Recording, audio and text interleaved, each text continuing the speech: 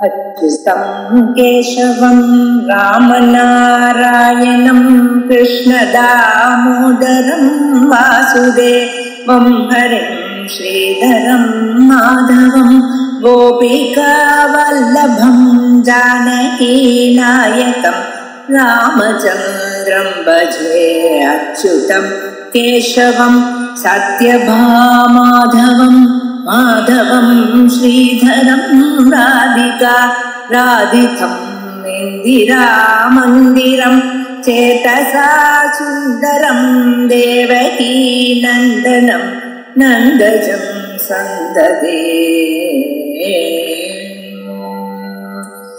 अतुलक्षरभो धीमः समयज्ञो हविर्हरिः सर्वलक्षणलक्षण्यो लक्ष्मीवान् समितिञ्जयः. 52வது ஸ்லோகம். திவ்யமான நாமாக்கள் என்ன நாமஸ்மரணமோ அல்லது அந்த நாமாவுடைய அர்த்தமோ மனுஷியாளுக்கு சகல துன்பங்களையும் நீக்கி சேமத்தை கொடுக்குமோ மனசாந்தியை கொடுக்குமோ அப்படிப்பட்டதான உயர்ந்ததான நாமாக்கள். உலகத்துல மனுஷியாளுக்கு துணை யாரு அப்படின்னு யோஜனை பண்ணோம்னா துணைன்னா யாரு? எப்பொழுதும் நம்ம பக்கத்துலயே இருந்து நம்மளோட பேசிட்டு இருக்கிறவா. பேச முடியுமோ ரொம்ப பேரால அவாவாளுக்கு அவாவா காரியம் இருக்கு. ஆனா நம்மளோடயே இருந்து எப்ப பார்த்தாலும் நம்ம பேசும் பொழுதெல்லாம் நமக்கு சமாதானம் கொடுத்தது நான் இருக்கேன்னு நம்மளை காட்டக்கூடியதான ஒரு ஸ்வரூபம் பகவான் தான். மற்ற பதார்த்தங்கள் ஆசைக்காரி குழந்தைகள் அம்மா அப்பா அக்கா தங்கி அவளுக்கு அவாவா காரியங்கள் இருக்கு. அதுக்காக அவ கெட்டவான்னு சொல்லல. ஆனா எப்பொழுதும் நம்மளோடைய எப்ப கூப்பிட்டாலும் எந்த சந்தர்ப்பத்திலையும் நமக்கு நான் இருக்கேன்னு உதவக்கூடியதான ஒரு ஸ்வரூபம் பகவான் தான். நீங்க நினைச்ச சந்தர்ப்பத்துல உங்க இதயத்துல அந்த காட்சி கொடுத்து உங்களோடய உங்களுக்கு ஒரு தைரியம் கொடுக்கக்கூடியதான ஸ்வரூபம் பகவத் ஸ்வரூபம் வரும். ஆனா அந்த ஸ்வரூபத்தை நாம் அடையிறதுங்கிறதுக்கு வழி தெரியணும். அது இல்லாமத்தான் லோகத்துல ஜனங்கள்னா ஏகாகிகளாக லோன்லியா ஃபீல் பண்ணிட்டு இருக்கேன். அப்ப உங்களுக்கு நீங்க லோன்லியா இருக்க வேண்டியதான நிர்பந்தம் இல்லை. எப்பொழுதுமே உங்க பக்கத்திலேயே பகவான் இருந்துட்டு இருக்கார், உங்க இதயத்திலேயே இருந்துட்டு இருக்கார், உங்களுக்கு சகாயம் பண்ணிக்கிட்டே இருக்கார். ஆனா அவரை நாம கவனிக்கிறோம். அந்த சகாயம் பண்ணக்கூடியதான வியக்திகள்ல யாருன்னு பகவான் அதுல அவருக்கு சமமானவா வேற யாரும் கிடையாது. எல்லோரும் கொஞ்ச நாள்தான் நம்மளோட சௌக்கியமா இருப்பார். கல்யாணம் பண்ண புதுசுதான் ஆசைக்காரி, சின்ன வயசுல இருக்க குழந்தைகள் இப்படி கொஞ்சம் கொஞ்சம் யோஜனை பண்ணும்.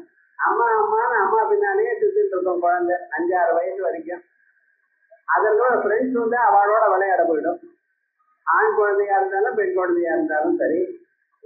இப்படி எல்லோரும் அவளுக்கு ஒரு சந்தர்ப்பம் வருவையானால் அவளோட இருப்பாளே தவிர நம்ம மாதிரி எப்பொழுதும் நம்மளோடய இருக்கிறவர் யாரு அப்படின்னா பகவான் ஒருவர் தான். அந்த பகவானை நாம் எப்பொழுதும் மனசுல தியானம் பண்ணிட்டு நாம் நினைச்ச சந்தர்ப்பங்கள் எல்லாவற்றையும் அவர் நமக்கு தெரியலா போல பண்ணிக்க வேண்டியது. இது போல பண்ணிட்டவா பிரகலாதாதிகள் தான். எப்பொழுது பேசினாலும் எப்பொழுது பார்த்தாலும் அவளுக்கு கூட இருப்பாராம். அதுபோல சகல பிராணிகளுக்கும் சகாயம் பண்ணக்கூடியவர் பகவான் அதுலா அப்படின்னு. அவரோட சமமாக ஒப்பிட முடியாது யாரையும். துலான்னா திராஸ் என்ன பண்றது? ஒரு தட்டுல ஒரு பொருளை போட்டு இன்னொரு தட்டுல அதுக்கு சமமாக இன்னொன்னு இருக்கு அப்படின்னு பாக்குறது அல்லவா திராசு. அதே போல பகவானுக்கு சமமாக வேற யாராவது இருக்காரா அப்படின்னு பார்த்தோம்னா எதுல? உங்களுக்கு உதவுதல, உங்களுக்கு எப்பொழுதும் மனசாந்தி கொடுக்கறதுல, உங்களுக்கு எப்பொழுதுமே சந்தோஷத்தை கொடுக்கறதுல, அந்த தர்மத்துல யார பார்த்தீங்கன்னா பகவானை தவிர வேற யாரும் கிடையாது. அதனாலதான் அவருக்கு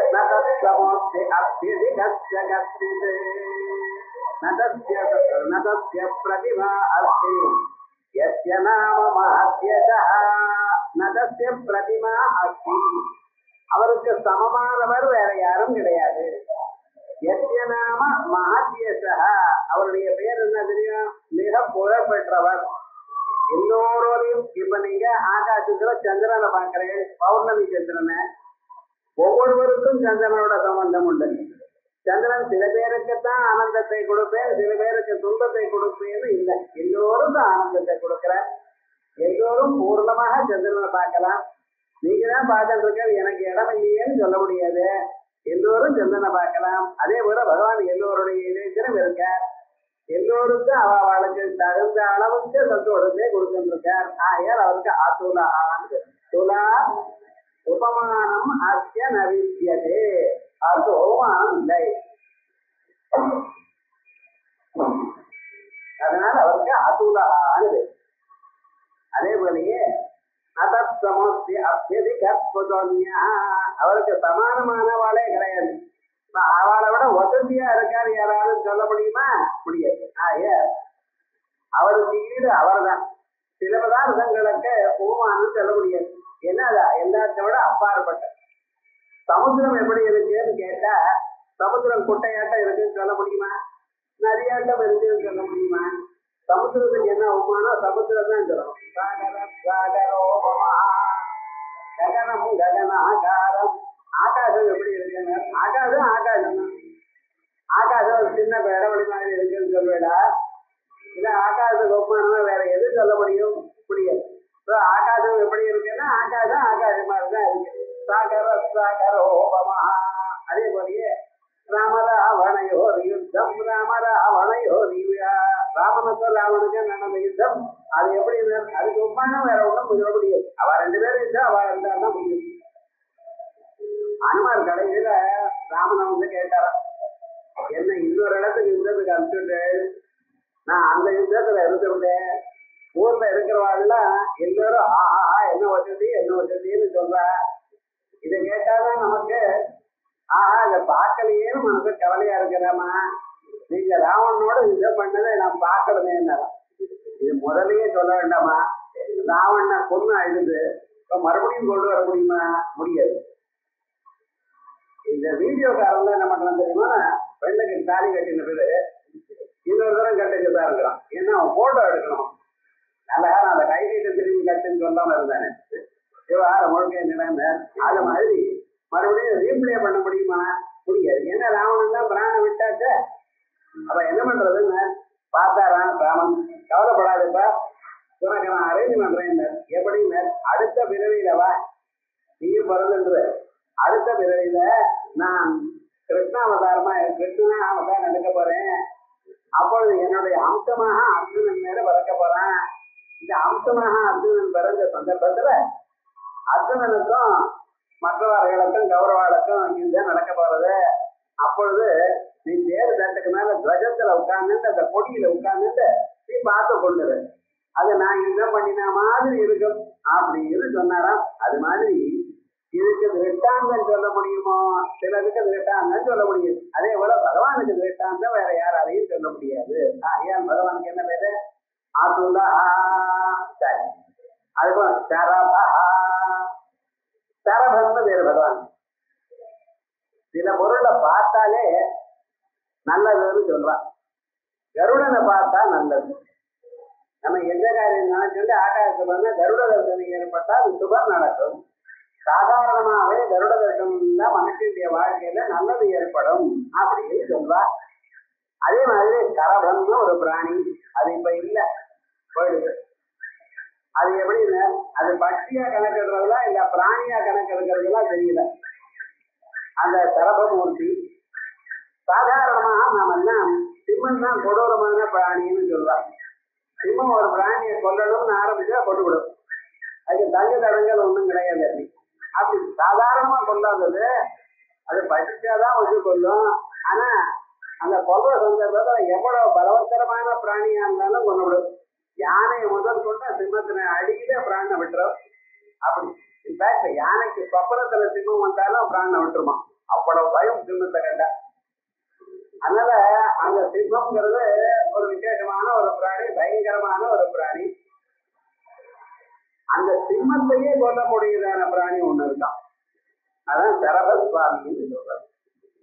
அந்த சரபருக்கு 8 காலு, அதுக்கு ரெக்க வேற உண்டு. அது பட்டியல சேர்க்கிறதா இல்ல பிராணிகள்ல சேர்க்கிறதா டவுட். பறக்கவும் பறக்கும், அதே சமயத்துல எல்லாவற்றையும் கொள்ளும். அப்படி பவர்ஃபுல்லா இருக்கக்கூடியதான ஒரு மிருக விசேஷம் அந்த சரபன்னு சொல்றது. ஆனா அந்த சரபன் இடத்துல விஷ்ணு சக்தி இருக்கா. அந்த பிராணி அந்த பார்த்தாலே ரொம்ப நல்லது, எல்லாரையும் கொல்லாதது, இருந்தாலும் ரொம்ப பவர்ஃபுல் பிராணி. அதனால அது மாதிரி ஒரு சுரூபமாக பகவான் இருக்கிறதுனால சரபா அப்படின்னு பேரு. சரபான்னு என்ன, இந்த சரீரம் இருக்கே, இந்த சரீராதி தீவியவானத்வா தேஷு பிரத்யேகாத்மதையா பாதி சரபா.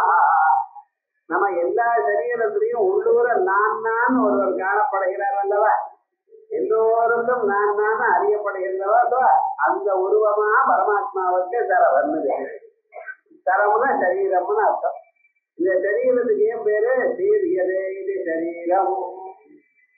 நாளோட கொஞ்சம் கொஞ்சமாக குறைஞ்சிட்டு வருது, அதுக்காகதான் இது சரீரம்னு பேசுறோம். இந்த சரீரத்துக்குள்ள எப்பொழுதுமே நான் தோணிக்கொண்டிருக்கார் பார்த்தீங்களா, ஆகியால்தான் அவருக்கு சரஹா அப்படின்னு பேரு.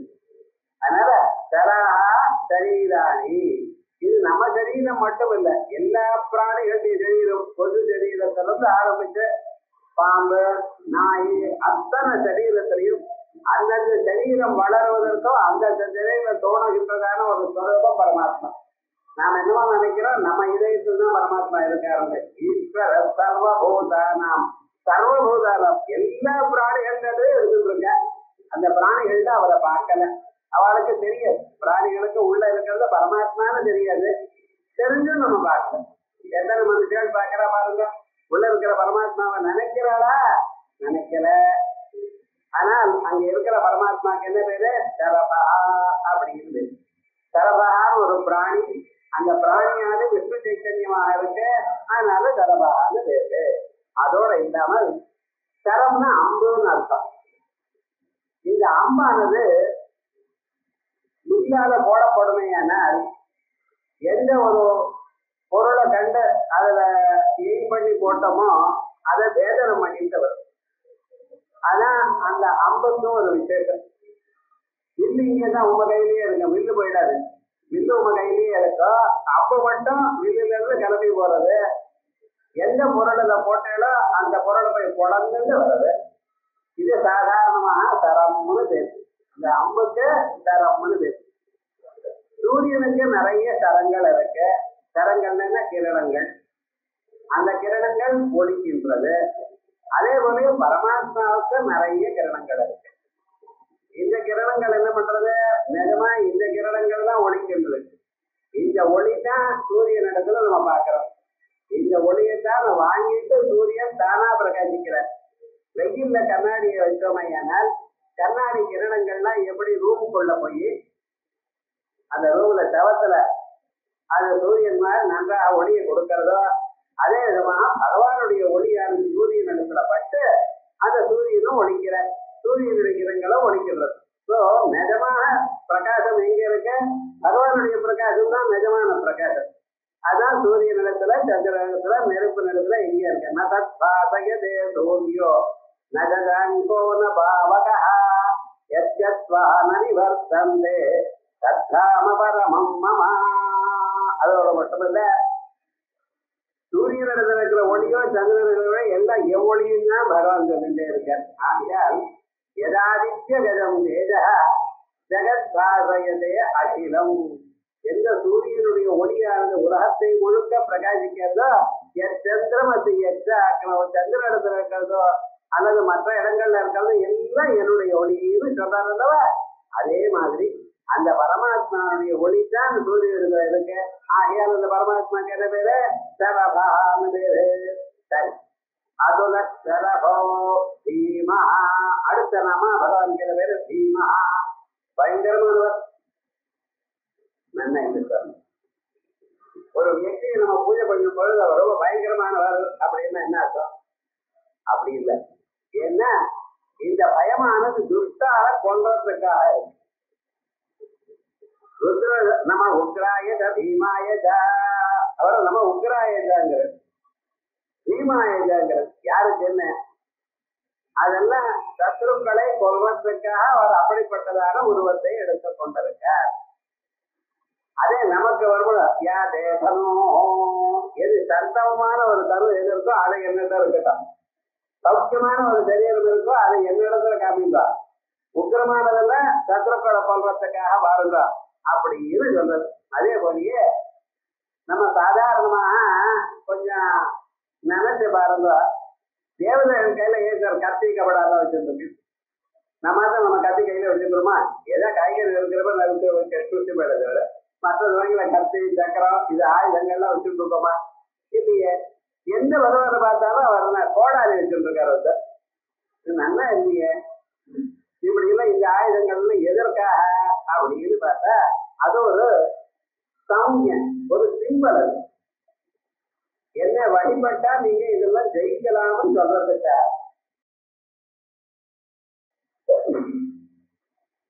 சாதாரணமா மகாவிஷ்ணு கையில சக்கரம் இருக்கு. இந்த சக்கரமானது என்ன சொல்றது? கால சக்கரத்தை சொல்றது. நீங்க ஏமாந்து போகாதீங்க.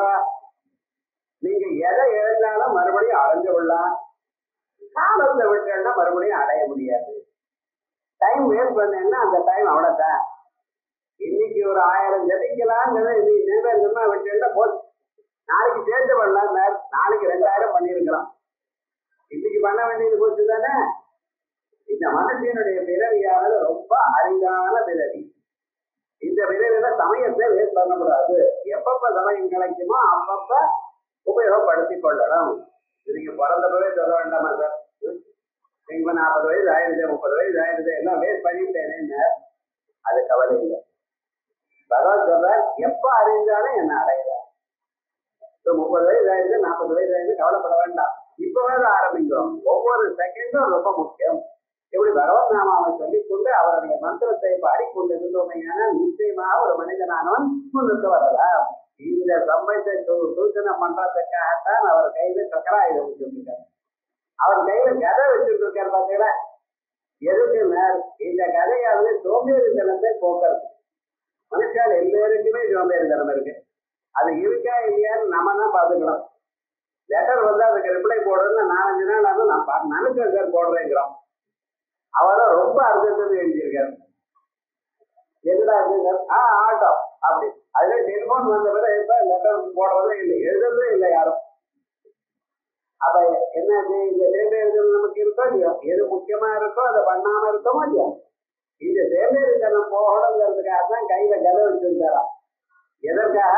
அந்த சேம்பேறித்தனம் நான் அடிச்சு கொண்டு விடுவேன் அப்படின்னு சொல்றதுக்காக. உங்க இதயமாவது நன்றாக மலரணும், பக்தி வளரணும். அந்த பக்தி வளரணுங்கிறதுக்காக கையில தாமரையை வச்சுட்டு இருக்காரு. எல்லாத்துக்கும் மேல மனுஷனுக்கு வேண்டியது அறிவப்பா. அந்த அறிவு ரொம்ப முக்கியம் மனுஷனுக்கு. அந்த அறிவால்தான் என்ன அடைய முடியும். அறிவானது பக்தியோடு சேருமை. ஏனால் இப்பிறகு என்னுடைய பாதங்களை அடையலாம் என்பதற்காகத்தான் சங்கரத்தை கையில வச்சுட்டு இருக்காரு. இப்படி ஒவ்வொரு தெய்வமும் ஒவ்வொரு ஆயுதங்களை வச்சுட்டு இருக்கு. அம்பாள் கையில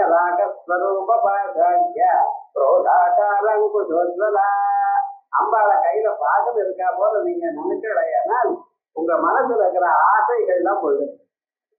கோபத்தை ஜெயிக்கணும்னு சொன்னா சமயத்துல வர்றது பாருங்க, பிளட் பிரஷரோட சேர்ந்து கோபம் வருது. எதிராக அப்படியே கடிச்சு சாப்பிடலாங்கிற அளவுக்கு கோபம் வருது உங்களுக்கு. சுவாமி அவ்வளவு கோபம் போகணும்னா என்ன பண்ணணும்னு அம்பாள் கையில அங்குசம் இருக்கிறதா தியானம் பண்ணலாம். அந்த அங்குசமா இருக்கப்படி தியானம் பண்ணிடையானா என்ன உங்களுடைய கோபமானது குறையும், நாளடவுல குறைஞ்சு போயிடும். இப்படி ஒவ்வொரு ஸ்வரூபமும் ஒவ்வொரு ஆயுதமும் எல்லாவற்றுக்கும் சொல்லியிருக்க. இந்த ஆயுதங்கள்லாம் இருந்துட்டு ஒரு தீனமான பயங்கரமான ஒரு ரூபத்தை நமக்கு கொடுக்கறதுக்கு எதுக்கு அப்படின்னு, அது உங்களுக்கு பயமூட்டணும்னு இல்லை, உங்களுடைய பயத்தை போக்கணுங்கிறதுக்காக. நான் கவனிச்சுக்கிற எல்லாவற்றையும் உனக்கு வாழ்க்கையில எந்தெந்த இடையூறு வருமோ அத்தனை இடையூறையும் நீக்கி நான் சேவத்தை உனக்கு கொடுப்பேன் என்று சொல்றதுக்காகத்தான் இத்தனை ஆயுதங்கள்லாம் பகவானிடத்துல இருக்கு. இதான் ஆயுதங்களுடைய தாற்பயம். ஒவ்வொரு ஆயுதத்துக்கும் தனித்தனி மந்திரம் உண்டு. சக்கரம்னு சுதர்சன மந்திரம்னு ஒண்ணு இருக்கு. அதே போலயே பத்மம்னா பத்ம மந்திரம் இருக்கு. சங்கத்துக்கு ஞான பிரதானமாக மந்திரம் இருக்கு. அதே போல பாசத்துக்கு ஒரு மந்திரம் இருக்கு, அங்குசத்துக்கு ஒரு மந்திரம் இருக்கு, தனித்தனியா மந்திர வடிவமாகவும் அந்த தெய்வங்கள் இருக்குன்னு தந்திரசாஸ்திரங்கள்ல விஸ்தாரமாக சொல்லியிருக்கு. அதே போல அந்த தீமமான ஒரு ஸ்வரூபம் என்ன காட்டுறது, நமக்கு நம்மளால ஜெயிக்க முடியாததான எல்லா விதமான பிரதிபந்தங்களையும் இடையூறுகளையும் நீக்கி உங்களுக்கு நன்மையை கொடுப்பதற்காகத்தான் பகவான் இத்தனை ஆயுதங்களை வச்சிருக்க. இல்லைன்னா எப்பொழுதும் கையிலேயே ஆயுதம் வச்சிருந்தா எவ்வளவு கஷ்டம் பார்த்தா உமக்கா தனி சகிச்சுட்டு இருக்க.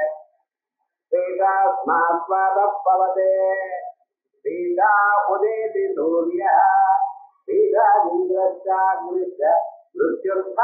பஞ்சமா எல்லாம் சொல்றது இவர்களிடத்தில் நடுங்கிதான் சூரியன் கரெக்டா உதிக்கிறார் சார்.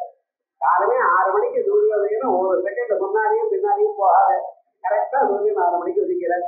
இவ்வளவு விசேஷமாக சக்தி உள்ளதான சூரியன் சரியா உதிக்கிறார்னா அவருக்கு பின்னால அவரையும் கட்டுப்படுத்தக்கூடியதான ஒரு தத்துவம் எனக்கு தெரியணும். அதே போல சந்திரன், அதே போல காத்து. ஒரு இடத்துல நான் ரெஸ்ட் எடுத்துக்கிறேன், இன்னைக்கு வேலை செய்ய மாட்டேன் நினைச்சாருனா காரணம் நமக்கு அதே இல்லைன்னு மாஸ்க் டெஸ்ட் தான் எல்லாருக்கும் விட்டுருக்குன்னா அவன் போயிடும். அதனால என்ன, காத்து எப்பொழுதும் அசைஞ்சுட்டே இருக்காரு, ஒரு இடத்துல நிற்க மாட்டேன். மிருத்யு பகவான் எப்பொழுதும் ஓடிக்கொண்டே இருக்க. அந்த பகவானுடைய ஒரு பயத்துக்காக பயாதபதி பயாத்தபதி சூர்யா அப்படின்னு சுத்திகள்லாம் சொல்றது. ஆகையால் பகவான் பீமஸ்வரூபமாக இருக்கார். அதனால அதுலோ பீமா விஜேதி அஸ்மாத் சர்வம் இது பீமா. இவரிடத்துல உலகம் முழுக்க நடுங்கிறது சார், பயப்படுறது சார். இது இருக்கணும். எப்படி இருக்கணும்னு, அவர் அகட்டப்படாது, அவர் பிராணிகளை ஒன்றும் இஷ்டப்படப்பட்டாரு. ஆனா அவரை கண்டா பயம் இருக்கணும். ஆத்துல அம்மாவை கண்டா குழந்தைங்க பயம் பண்ணுவோம், நிச்சயம் கிடையாது. எந்த அம்மாவை கண்டாலோ அந்த குழந்தைகளும் சமாளிக்கும், பண்ணாதேன்னா பண்ணும். என்னடா அந்த அம்மா நம்மளை ஒன்றும் பண்ணாதுன்னு இல்லை, அப்பா வந்துட்டாருன்னா அப்படி ஒரு மூலையை உட்காரு கொஞ்ச நேரம், அப்பா செல்லம் கொடுக்குற வரையும். அது வரைக்கும் என்ன இவரும் அடிக்கப்படுறதா இல்லை கூறப்படுறதா இருந்தாலும் அது ஒரு பயம். அதே போல பாருங்க, கிளாஸ்ல டீச்சர்னா எங்க வீட்டு சொல்லிட்டு இப்படி அப்படிங்கிறது அந்த குழந்தை. என்னப்பா அப்படி இருக்கு, என்ன அந்த வீட்டை கண்டா பயம், என்ன ராட்சசியா காளி மாதாவா, ஏன் அதை கண்டா வழிபடுறாரு அந்த அந்த பொசிஷன்ல இருக்கிறவா, ஏன்னா வீட்டை தான் பண்ணுவாளோன்னு சின்ன பண்றதுலேருந்தே ஒரு பயம். அதே மாதிரி அந்த பயமானது அவ நிஜமாவே என்ஜாய் பண்ணப்படாது. ஆனா என்னென்ன, அவரை கண்டா ஒரு பயம் இருக்கணும். அதனால எல்லா காரியமும் இருக்கும். பயமானது பின்னால வினயமாக மாறும். பயம் இருந்தாதான் டிசிப்ளின் வரும்.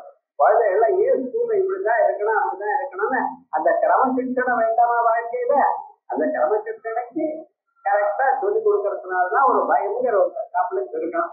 ஆனா அந்த பயம் வந்து ரொம்ப ஜாஸ்தியா பண்ணி கொடுக்கூடாது. இவெல்லாம் குழந்தைகளுக்கு என்ன பண்ற, நீ தப்பு பண்ண உமாச்சு கண்ணை குத்தி படுறாங்கிற இப்படி எல்லாம் சொல்லக்கூடாது. ஏன்னா பகவானிடத்திலே வேற விதமான ஒரு எண்ணத்தை உண்டு பண்றா, அப்படி இருக்கக்கூடாது. ஆனா அந்த பயமானது எப்படி இருக்கணும், மகத்துவமான அதிகரணமாக இருக்கணும், சுலபமாகவும் இருக்கணும், ஜனங்களுக்கு பயமும் இருக்கணும். ராமனை நெருங்க எல்லோரும் பயப்படுவாராம். ஆனா ராமன் யார் தப்போடு பாட்டி வரும்பொழுதே வாங்க அப்படின்னு சொல்லி பேசுவாரா, இனிமையா பேசுவார். ஆனா நடுங்கிறது கிட்ட வர்றதுக்கு பயம் எல்லாருக்கும். ஏன்னா அவ்வளவு உயர்ந்தவர். மரியாதைங்கிறத நீங்க கொடுக்கணும் சொல்லி மரியாதை வரட்டுக்கு வராது.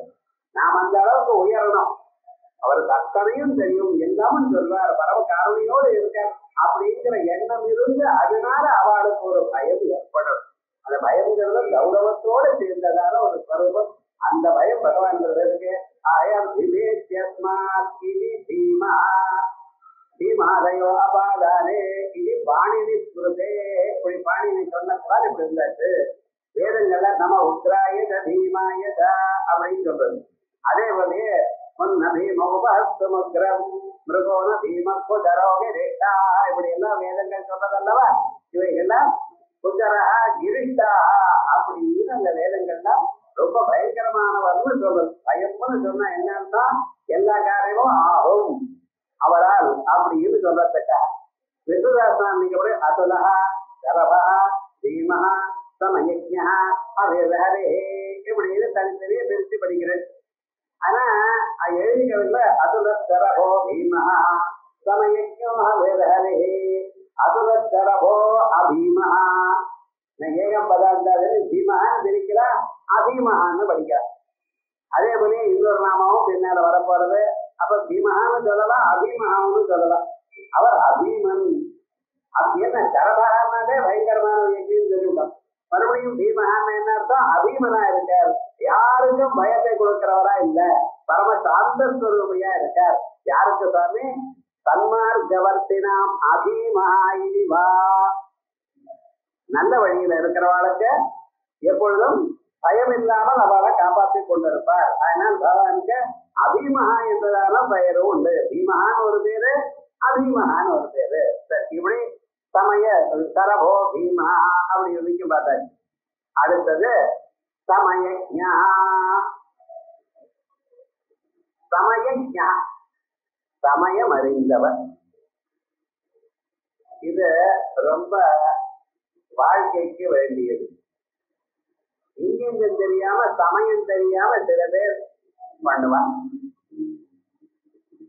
ஏதோ ஒரு வார்த்தை பேசுவான். எந்த சமயத்துல பேசணுமோ அந்த சமயத்துல இல்லாம வேற சமயத்துல பேசுவான். அது வர வழக்க எதக்கடையா இருக்கும், ரொம்ப கஷ்டமாகவும் இருக்கும். அப்படி இல்லாமல் எந்த சமயத்துல எந்த செயலை பண்ணணும்னு தெரிஞ்சவர் வருவார். ஏழவருக்கு என்ன பேரு? சமயஜ்ஞா. சமம்னா என்னது? சமயம் என்னது? அப்படியா? சமயம்னா சிருஷ்டி ஸ்திதி சம்ஹார சமயங்கள். எந்த சமயத்துல யாரு பிறக்கணும், எது வரைக்கும் இருக்கணும், எப்ப அவ வாழ்க்கையை முடிக்கணும், எல்லாம் அவருக்கு தெரிஞ்சது. நம்ம பாட்டுக்கு ஏதோ என்னமோ நினைக்கிறோம். அந்தந்த சமயத்துல அது உண்டாகணும் வாழ்க்கையில். அது ரொம்ப முக்கியம். பழைய நாள்ல அந்த வாழ்க்கையினுடைய ரகசியம் நம்ம முன்னோர்கள் அறிந்திருந்தார்கள். அதனால அவன் சௌக்கியமா இருந்தா. நம்ம எல்லாத்தையும் போஸ்ட்போன் பண்ணிட்டே வரோம்.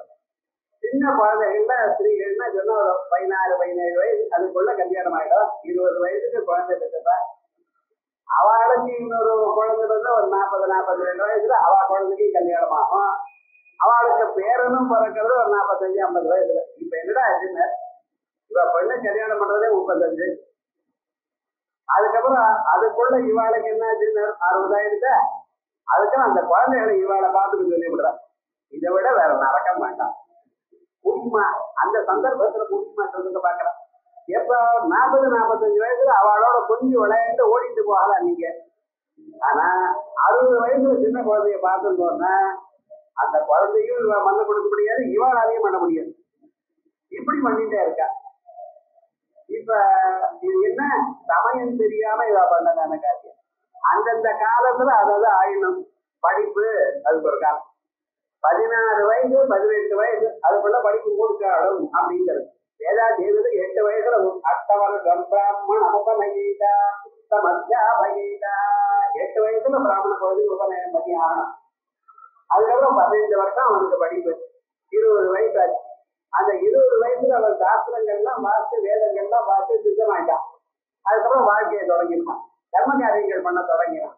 இப்ப தர்ம காரியங்கள் பண்றதுன்னா உடம்புல ஒரு சக்தி இருக்கிறப்பதானே பண்ணணும். 50 வயசு இவன் எங்கேயும் பண்றேன்னு ஆரம்பிச்சானே விஷ்ணுக்கிரமான்கிறமதே ஒன்றும் சரியா வராதுன்னு. ஒரு நாள் காலையில 3 மணிக்கு ஸ்நானம் பண்ணினா அடுத்த நாள் ஜுரம்னு படுத்துட்டான். எங்கேயும் இருந்து பாக்கல. அப்ப என்ன விவகாரம்? எந்தெந்த சமயத்துல எதை பண்ணணுமோ அந்தந்த சமயத்துல அப்ப பண்ணணும். ஏகாதசி உபவாசம் இருக்குன்னு சின்ன வயசுல பண்ணணும். 65 வயசு அவரை தான் எடுத்துட்டேன்னா இவர் தான் பண்ணுவார். ஆனா இருக்கிறவர்களுக்குதான் வம்புன்னு அடுத்த நாள் வந்து டாக்டர்கிட்ட இவரை அழைச்சிட்டு போயிட்டு வரணும். எல்லாத்துக்கும் ஒரு சமயம் இருக்கு. அந்த சமயத்தை அறிந்து எந்தெந்த சமயத்துல வாழ்க்கையில யார் யார் என்னென்ன பண்ணணுமோ அதுக்கு தகுந்ததான ஒரு வழியாக அவளுக்கு கொடுத்து கொண்டிருக்க பகவானை நீங்க நம்புங்க. எல்லா விதமான விவகாரங்களும் அந்தந்த சமயத்துக்கு செஞ்சு வரும். சின்ன குழந்தைக்கு பிளேடு வாங்கி கொடுத்தோம்னா அது விளையாடுமா? கையின்னு அறுத்துட்டா அப்ப கொடுக்க கூடாது. அதுக்கு ஸ்கூல்ல போகும்பொழுது மெண்டல் தான் வாங்கிக்கணும் இது பண்றதுக்கா. எப்ப பிளேடு கொடுக்கணும்? அது நல்ல பெரியவனாயி ஒரு 25-30 வயசு ஆனதுல அப்ப கொடுக்கணும். அதே போல ஒவ்வொரு சந்தர்ப்பத்திலையும் உங்களுக்கு என்ன வேணுமோ நீங்க கேட்பேன். இப்பவே எனக்கு வேணும், அது வேணும், இது வேணும். வாழைப்பழம் வேணும்னு குழந்தை அழுதா அம்மா இது பண்ணுவாங்க, வாழைப்பழத்தை கொடுப்பாளா?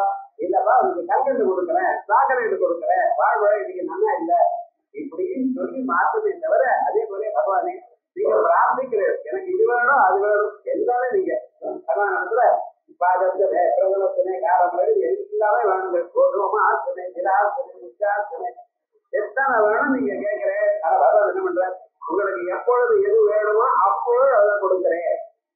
எந்த சந்தர்ப்பம் வேணுமோ அதோட அதிகமாக கொடுக்குறேன். ஆனா எதை கொடுத்தா நீங்க அதனால கெட்டு போயிடுவீங்களோ அதுக்கு கொடுக்க மாட்டேன். எவ்வளவு பணம் வேணுமோ அதை விட 100 மடங்கு பணம் கொடுத்தா என்ன தெரியுமோ, நான் கெட்ட வழிதான் போவேன். பகவான் தியானம் பண்ண மாட்டேன். பகவான் யாராருக்கு எப்பொழுது எது வேணுமோ அதுக்கு தகுந்தா போல அவளுடைய வாழ்க்கையையும் முன்னால முன்னுக்கு வரப்படி பாக்குறாரா. ஆயம் சமயஜ்ஞா, புறாத்துடைய எது பறக்கணும், எது காப்பாற்றப்படணும், எது அழிக்கப்பட வேண்டும், அதே போல எதை அனுகிரகம் பண்ணணும், எதை திரோதானம் மறைக்க பண்ணணும், அத்தனையும் அவர் அறிந்து பண்ணிட்டு இருக்கார். சிருஷ்டி ஸ்திதி சம்ஹார சமயவிது. இது ஒண்ணு இல்ல. தட் சமயான் ஜானாதி சந்தி விக்கிரகம் தியானம் ஆசனம் துவைதம் ஆசிரியம் இப்படிப்பட்டதான 6 விதமான சமயங்கள் சொல்லப்பட்டது. ஒரு ராஜா இன்னொரு ராஜாவோட எப்படி ஒன்னா போயிடணும். இந்த பக்கத்துல ஒரு ராஜா சண்டைக்கு வந்தாரு, ஏன்னால் நமக்கு அவளை சக்தி இல்லைன்னா நம்ம என்ன பண்ணணும், யுத்தத்துக்கு போகக்கூடாது. யுத்தத்துக்கு போனா தோற்று போயிடுவாள்.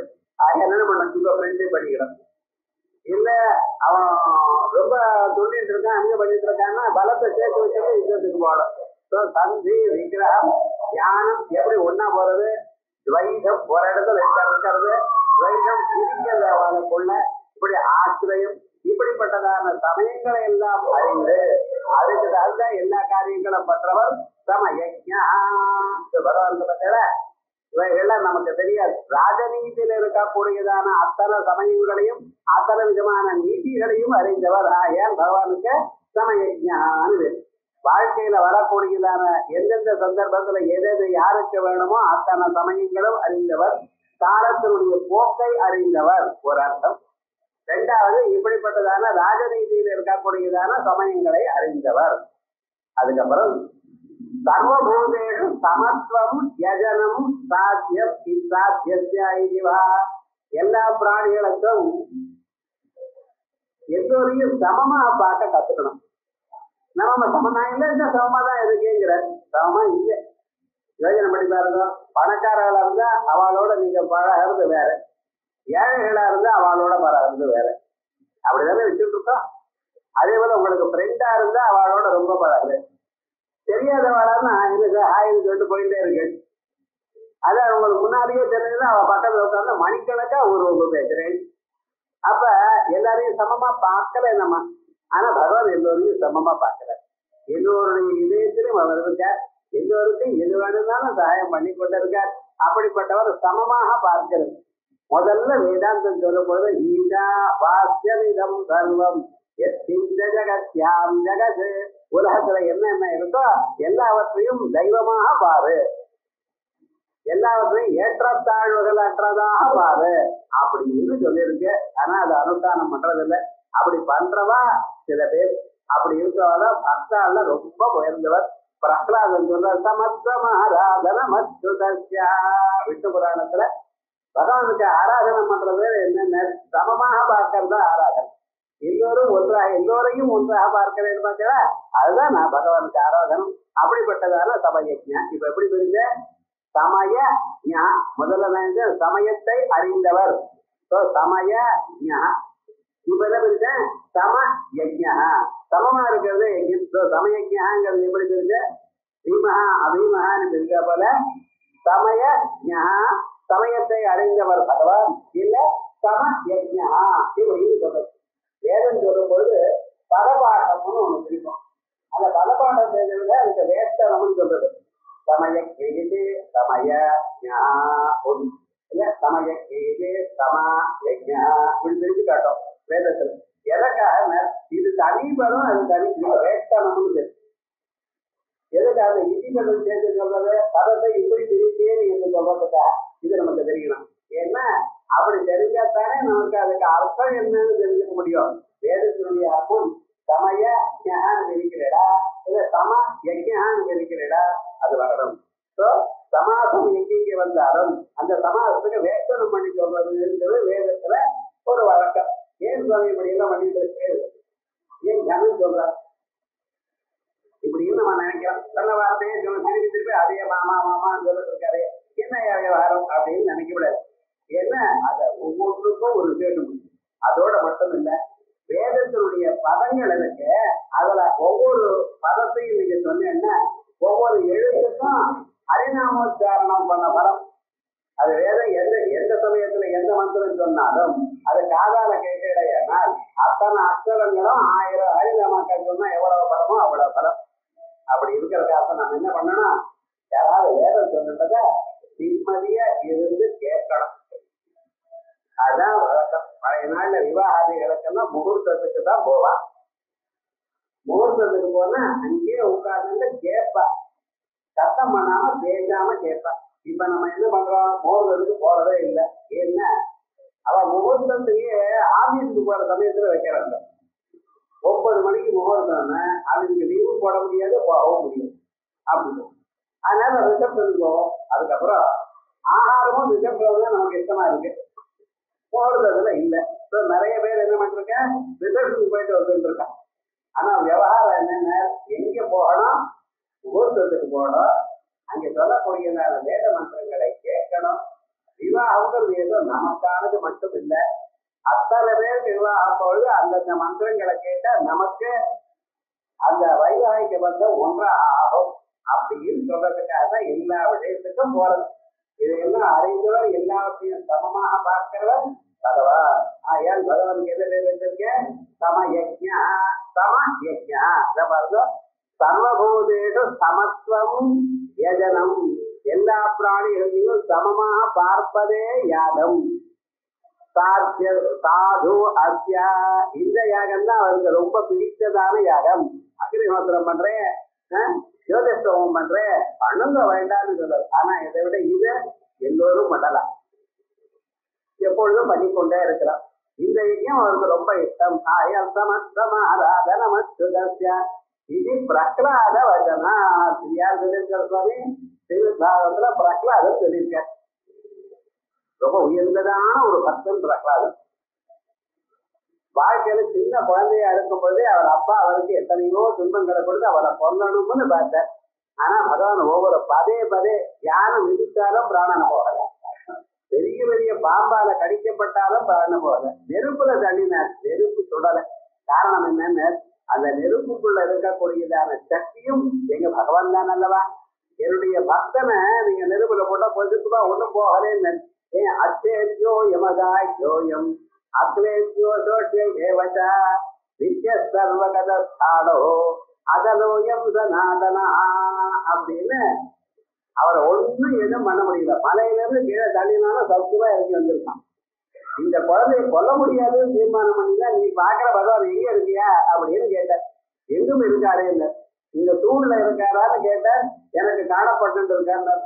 தூணை அடிச்சார்.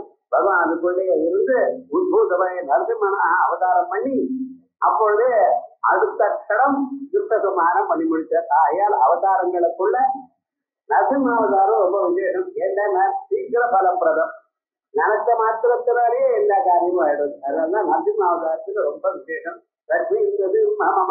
கராவலம்பம் அப்படின்னு நரசிம்மருடைய அவதாரம் விசேஷமாக சொல்லப்பட்டது. அப்படி சமயஜ்ஞா சொல்லியது. அதுக்கப்புறம் அடுத்த நாம ஹவிர் ஹரிஹி. ஹரிஹி ஹரிஹி அப்புறம் இருக்கட்டும்.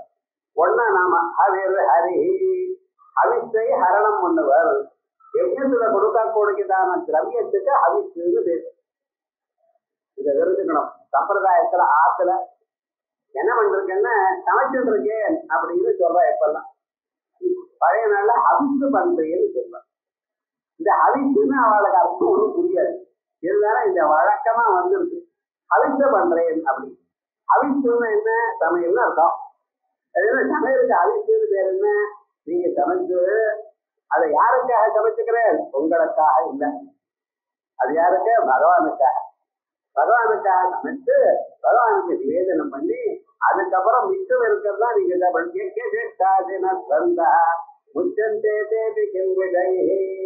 பகவானுக்கு நிவேதனம் பண்ணி அப்புறம் தான் நம்ம சாப்பிடணும். சமைக்கிறது யாருக்கு, பகவானுக்காக. அந்த அன்னம்ங்கிறது ஒண்ணு இருக்கு. அன்னம் பிரம்மேதானாது. எல்லோருக்கும் அந்த அன்னமானது பிரம்மம் மாதிரி. ஏன்னா அந்த அன்னத்தினால்தான் நம்ம பிறந்திருக்கோம். அன்னம் கிடைக்கலன்னா மனுஷனுடைய வாழ்க்கை ரொம்ப கஷ்டம். அன்னத்தை சாப்பிட்டுத்தானே வளர்ந்து, அன்னம் இல்லைன்னா ரொம்ப கஷ்டம். மனுஷனுக்கு பேசிக் நீட் என்ன, சாப்பிடுறது அன்னம் வேணும். அந்த அன்னம் கடைசி நாள் வரைக்கும் கிடைக்கணும். கிடைக்கிறது மட்டும் இல்ல, நீங்க கடிச்சு மென்று சாப்பிட்டு அதை ஜீர்ணம் பண்ணிட்டு இருக்கணும். அது அன்னவானம் நாதோ பவதி மகான் பவதி பிரஜயா பது பிரம்மவர்த்ததேன மகான் கீர்த்தியா. ஸ்ருதி சொல்றது அன்னவான் பவதி. நிறைய அன்னம் இருக்கும், நிறைய இருக்கும், இவரால் சாப்பிட முடியாது. என்ன பிரயோஜனம்? அன்னாதோ பவதி, அன்னத்தை அவரே பிழிந்து அவரே வாயில போட்டு அவரே சாப்பிடுறாரு. அது ஒரு பாக்கியம்னு. கடைசி நாள் வரைக்கும் நம்மளையே சாப்பிடணும். சாப்பிட்டது ஜீரணம் வேற ஆகணும். ஏதோ அஜீர்ணம் சாப்பிட முடியலன்னு சொல்லக்கூடாது.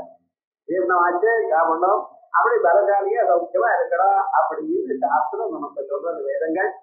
அப்படி அந்த அன்னங்கள் இருக்க, அதுக்கு என்ன பேரு?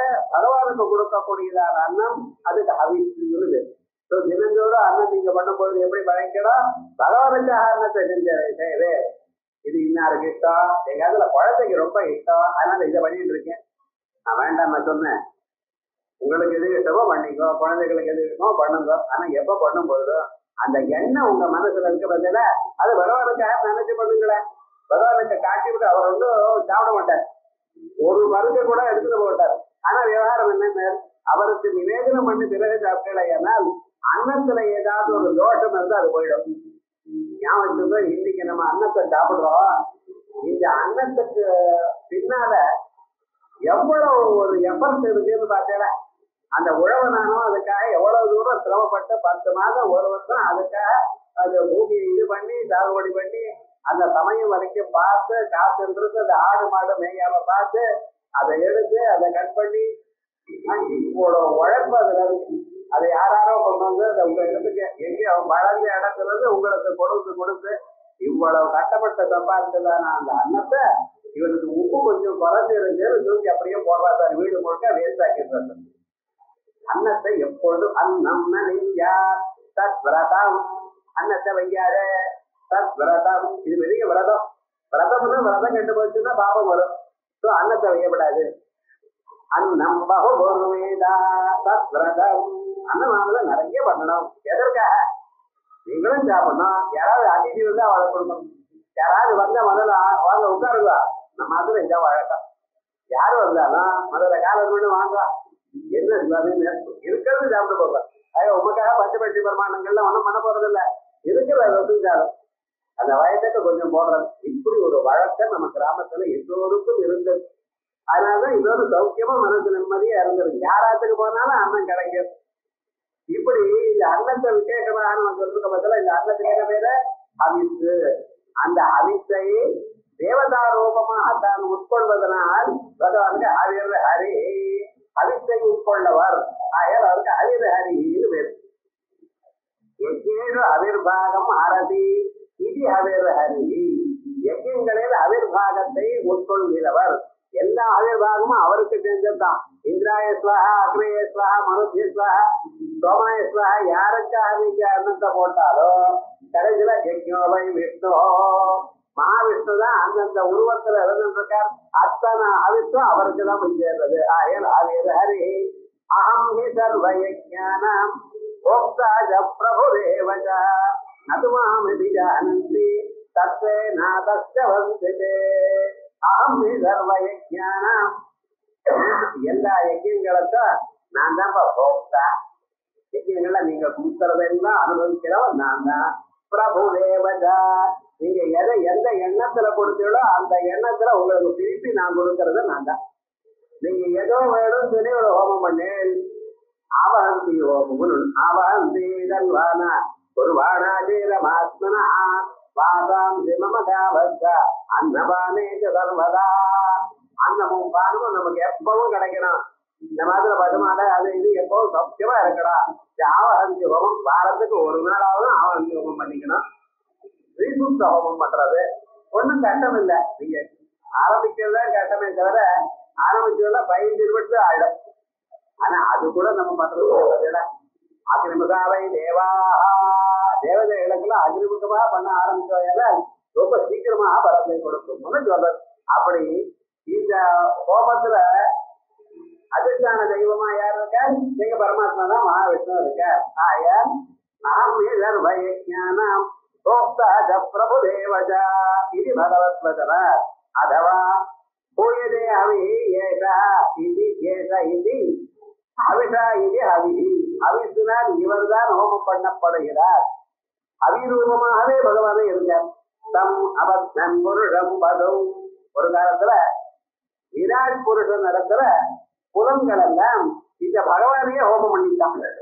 ஒரு புருஷன் 8 புருஷன் நம்ம சொல்லிட்டு இருக்கோமே, அதனால விராட் புருஷன் எனக்கு ஒடுங்கிறார் யஜ்யத்துல கண்ணகாத மூன்றனாக எனக்கு ஒடுங்கிறார் புலன்கள் எல்லாம் சாட்சாத் இந்த பகவானே ஹோமமா அவிஷா போட்டுருது அப்படின்னு சொல்றது.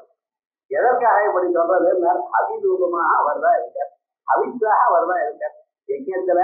யஜ்யத்துல போடக்கூடியதான திரவியம் இருக்கு பட்சத்தில் அதனால அந்த திரவியங்களை பார்த்து போடும், நல்ல திரவியமா பார்த்து பொறுக்கி போடும். ஏதோ ஒண்ணு நிருபர் போட வேண்டியதானே, நல்ல பொருளா இருந்தா இவன் சாப்பிடுறதுக்காக வச்சிருப்பான். முந்திரி பருப்பு அது இது நல்லா இருந்ததுன்னு இவன் வச்சிருப்பான். அது சொத்தை விழுந்ததுன்னா சரி நெருப்புல போட்டுருந்தோம். விவகாரம் தப்பு. எது நெருப்புல போடுறீடா பகவானுக்காக கொடுக்கிறீடா அது 1000 மடங்கா உங்களுக்கு வரும். ஞாபகம் வச்சு சஹசிரகுடம் ஆதம் ரவி. சூரியன் ரோட்ல இருக்கக்கூடியதான உபயோகம் இல்லாதான ஜலத்தை எல்லாம் குடிச்சிடுறார், எடுத்துக்கிறார். அதை என்ன பண்றாரு தெரியுமா? அவர் தான் வச்சுக்கிறார், உங்களுக்காகத்தான் மழையாக கொட்டுற. அந்த மழையாக பெய்யும் பொழுது எந்த அழுக்கா இருந்த ஜலமா இருந்தாலும் சுத்தமாக மினரல் வாட்டரா வருது சார். என்ன சுவாமி? அதான் உங்களுக்கு எங்கேயோ கொஞ்சம் கொஞ்சமாக இருக்கக்கூடியதான ஜலத்தை எல்லாம் தான் பருகி 1000 மடங்கு உங்களுக்கு ஜலத்தை கொடுக்கிறார் பார்த்தீங்களா? அதே மாதிரி தான் பகவானும் நீங்க பக்தி சிரத்தையோட எதை கொடுக்கிறீங்களோ அதை தான் பெற்றுக்கொண்டு திரும்பி உங்களுக்கே கொடுக்கிறார்.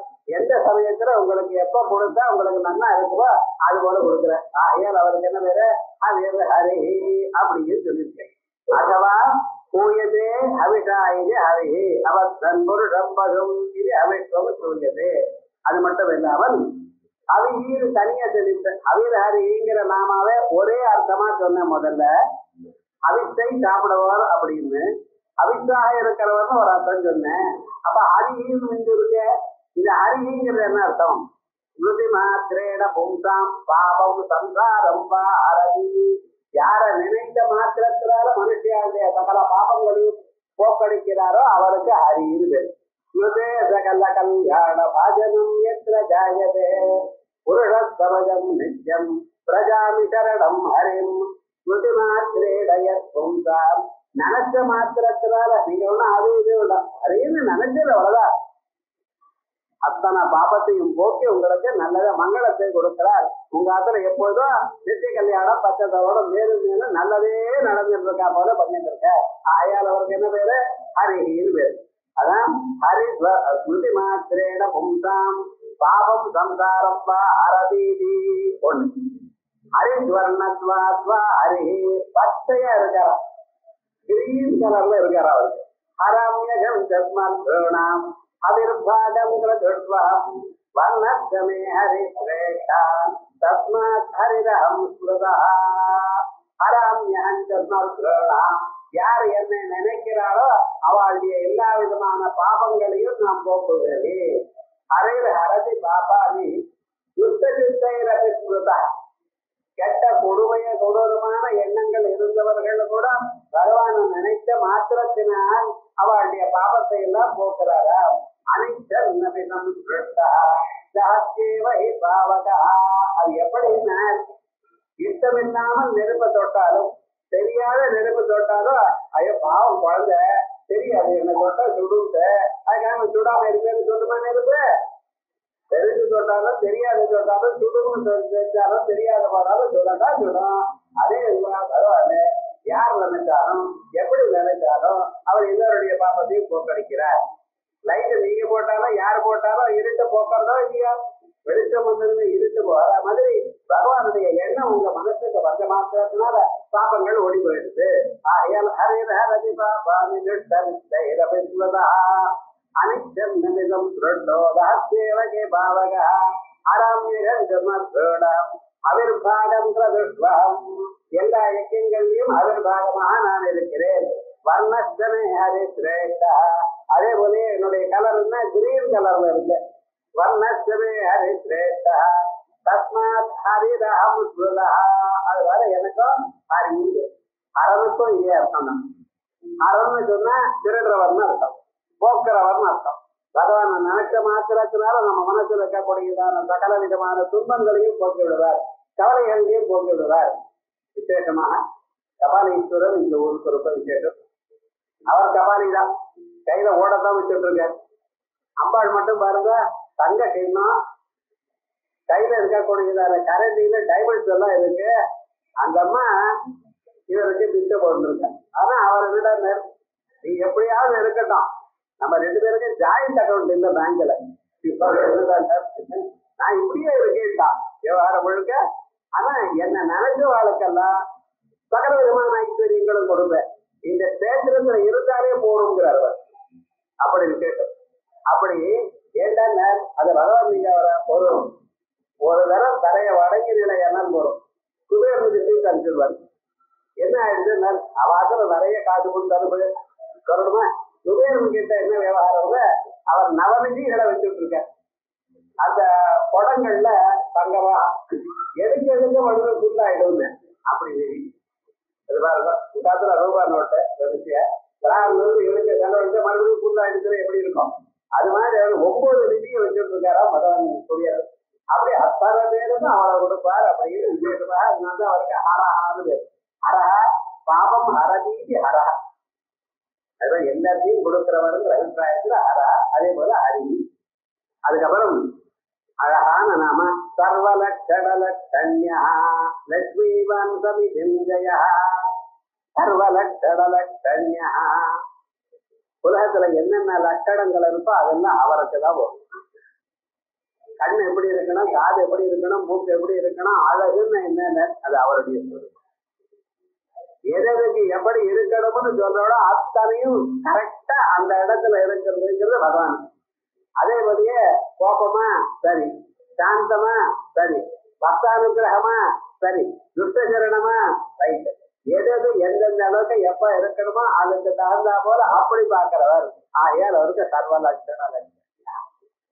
இந்த நாம ரொம்ப விசேஷம். ரோட்ல எங்கேயோ போறோம், ஒரு மாதிரி வியக்தியை பார்த்தோம், பகவானே இப்படி நினைக்கணும். ஏன்னா நம்ம சரீரத்துல அழகோ சரீரத்துல வசதியோ எல்லாமும் பகவான் நினைக்கிறாங்க. ஒரு கணம் அது நல்லன்னா ஒண்ணும் சரியா பண்ணாது. அப்படி கை காலம் இல்லாத போனா என்ன நினைக்கணும், அவளுக்கு பகவானை பிரார்த்திக்கணும், இவ சௌக்கியமா இருக்கணும், அடுத்த ஜென்மாலையாது எல்லா வருடம் அப்படின்னு சர்வலட்சணலட்சண்யம் லட்சுமிவான் சமிதிஞ்சயா பிரார்த்தனை பண்ணிக்கணும். போன ஜென்மால என்ன பண்ணினாலும் இது கரெக்டா தான் ஆட்சி இப்படின்னு நினைக்கக்கூடாது. நம்ம என்ன பண்ணணும், எல்லோரும் சௌக்கியமா இருக்கணும்னு நினைக்கிறோம். மைத்ரே கருணா முதிதா மைத்ரியா திவாசனாலப்யா மகாப்பிரளய சாட்சிடே அப்படிங்கிற மனுஷியாளுக்கு அவசியம் ஆக வேண்டியது நம்மளை விட புறத்துல இருக்கிறவர்களுக்கு தய இருக்கணும். அவளுக்கு நம்மளால முடிஞ்ச சகாயம் பண்ணணும்.